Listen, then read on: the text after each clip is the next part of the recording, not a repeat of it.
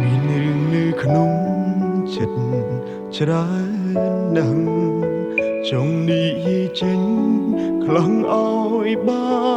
នធូរតែទឹកភ្នែកចេញតែ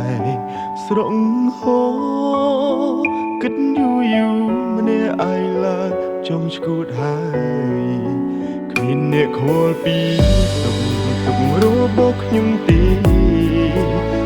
អ្នកណាស្ម័គ្រក្បែរជួយទាញខ្ញុំក្រោកឈរឡើយខ្ញុំសែនស្មុគស្មាញខ្លាំងណាស់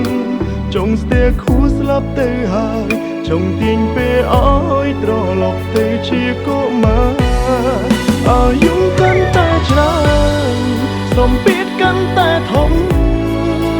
ទុំសោកប្រមោផ្ដុំបង្កើតជាបញ្ហាជំងឺបាំងទឹកចិត្តតើគួរព្យាបាលបែបណាហូរទឹកនេត្រាហត់នឿយខ្លាំងដល់ហើយអាយុកាន់តែច្រើនសម្ពាធក៏កាន់ទ្វេបញ្ហាចូលហើយតែរួចតែជួបទុំអិនស្បើយគ្មានអ្នកចាំលើកទឹកចិត្តក្រៅពីខ្លួនឯងឡើយជីវិតអើយ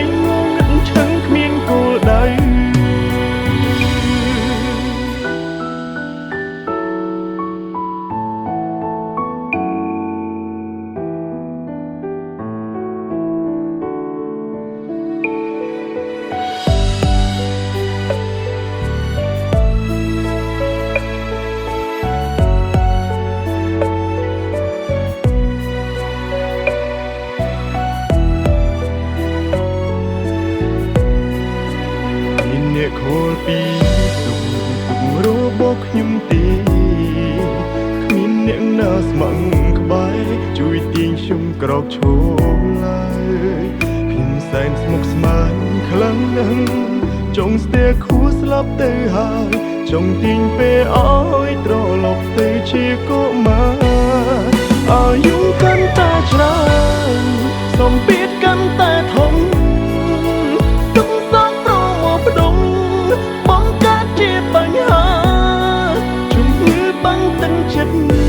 តើគួរព្យាបាលបែបណា